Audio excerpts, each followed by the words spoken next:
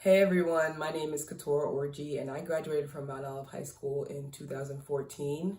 I am currently a professional track and field athlete and I'm also an 8-time NCAA champion, NCAA Woman of the Year, 5-time US champion, and 2016 Olympian. I'm currently training for the Tokyo 2021 Olympics, and today I'm just here to talk about my experiences as a Black woman, who inspires me, and really give all of us some action steps to apply to our everyday lives. So growing up in Mount Olive, which is a predominantly white area, I know for sure I didn't feel like I belonged at times. I didn't really love who I was or love myself, and I felt kind of like an outcast. And in classrooms where I was the only Black person, I felt like I had to represent my entire race. I didn't really like my hair at all. I always wanted long, straight hair. And these are things that kind of just come with not being around people who look like you. This is what happens when there's a lack of representation in spaces. And so to anyone that feels that same way, although you can't change what is around you, just be aware that that's a normal feeling to have, and that as you get older and you meet more people, you'll realize how many more people are out there that are just like you. And you really find the beauty inside yourself once you're exposed to more things. And once diversity and representation really increases in all spaces, it really helps to improve younger people who are struggling with those thoughts and feelings about themselves. So the number one piece of advice I would give to any young person, but especially Black people, is just to break the mold that people expect of you. There are so many stereotypes and different things that people believe about Black people because they're just not around them. And so whether it's what the more media portrays, that we're dumb, we're athletic, we're uneducated, we're disrespectful, we're rude, whatever the stereotype is, prove to other people that you are more than that stereotype and that that stereotype is not real. And so for me, the best way I did this was being excellent in everything that I did. I went to the University of Georgia on a track scholarship, and so I feel like that's expected, to go to college on a scholarship for sports as a Black person. But what I think was unexpected is that I graduated from UGA with a 3.9 GPA in financial planning. I got my master's in sport management also, and I did those things while winning NCAAs, breaking collegiate records, qualifying for the Olympics, and forming a mentorship program for young girls. And I don't think that's expected of people who look like me. And the reason that I say all those things is not to brag on what I've been able to accomplish, but more just to show and exemplify that people will believe things about you and try to tell you what you can and can't do, try to tell you where you belong and who you are, but don't let those labels defeat you. Stay true to who you are. Keep strong character in any situation where you feel like people are trying to question who you are, and don't let people put you into a box. You can do whatever you believe you can do, and you can prove others wrong through the way you live your life and your actions. So I really want to encourage any person listening to this to be excellent in everything that you do, especially if people are expecting other ways from you. The two women who have really inspired me to be who I am today, they're two Black women, which of course, this is going back into representation. When I see people who look like me doing amazing things, it inspires me and makes me believe that I can do it too. And so the first one is Serena Williams. I think you guys all know who she is, but the thing that really speaks to me about her is how much backlash and negativity she receives consistently and how she doesn't let that bring her down. I know she's gotten backlash for her weight, for her attitude, for doing things that other athletes do and don't receive the same feedback.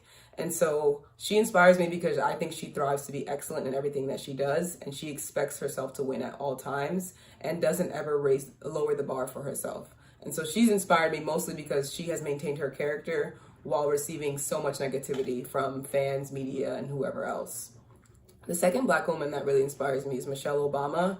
And again, this is someone that has been torn apart by media, whether it's for her size, what she's wearing, what she said, different things. And she wasn't even running for president. She was just the wife of someone running for president. And so to receive so much negativity for just supporting her husband and really trying her best in a role that she didn't try to take on, she has just inspired me, especially because she's known for the quote, "When they go low, you go high." And so she has decided to take the high route and still remain true to her character despite the negativity she has received. And so these two Black women have really inspired me.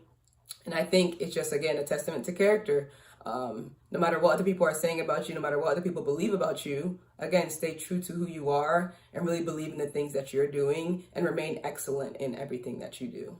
So my call to action for everyone listening, and this isn't just for Black History Month, this is really an everyday lifestyle kind of call to action. And the first one is to recognize how important diversity is. And diversity includes all cultures, all races, all genders, things like that. It includes everything.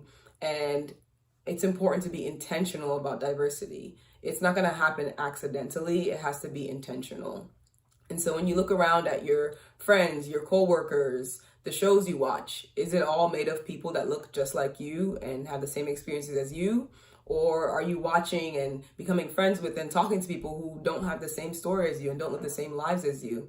Because everything that you're taking in is creating biases in you and affecting the way you see things and your perspective on different things and your reality. And I think when we don't ever meet other people who aren't like us and hear their stories and hear why they are the way they are and how they go about life, we really don't know how different our lives are from each other. We can go around thinking that we all live the same life, but we really don't. And so diversity is extremely important, not just in the workplace, but just in the shows you watch, in who you're surrounded by, your friends and everything. The second call to action is to call out wrong when you see wrong and when you hear wrong. This is something that I feel like is extremely bold and it requires just courage. But when you hear someone say something that's wrong or do something that's wrong, you need to speak up, especially if that person is not of the same race as you, because it means much more. And so, for example, if I am in a school and I see someone being made fun of for the color of their skin, and I decide to stand up for them, that's going to be obvious and not really make an impact on anyone because I'm of the same color of them. So of course I'm going to stand up for them. But when you stand up for someone who is different than you, I think it really speaks volumes to everyone watching and listening. And so I would encourage everyone to really be bold. And when you know something's wrong, say something and stand up for those people that need someone to stand up for them. And my last call to action is to read books and watch documentaries that you wouldn't normally. Sometimes we get into this headspace where we feel like we're learning everything and we're taught everything, but we're really not. And there's so much that we don't know about American history. And so I encourage everyone to watch things that you wouldn't normally watch and read books that you wouldn't normally read. And even if you think it's boring, at least try to get through it so that you can just learn something new and learn about the world that we're in and why it is the way it is. And so this one, again, takes your time and it takes intentionality, but I think it's so important to expose you to different things in life and really to just broaden your horizon. So I definitely recommend stepping outside of your comfort zone when it comes to books, movies, shows, and everything involved with what you're taking in. So I hope everyone was able to take away something from what I talked about today. And I really appreciate Mount Olive for deciding to reach out to me to speak for Black History Month. And I just want to emphasize that Black history is American history and it can't all fit into 1 month, but just continue to expand your horizons and keep learning more. And if anyone watching or listening right now wants to learn more about me, you can follow me on my Instagram at KTORR1, or you can go on my website and read some of my blogs on there, www.keturahorg.com. Bye.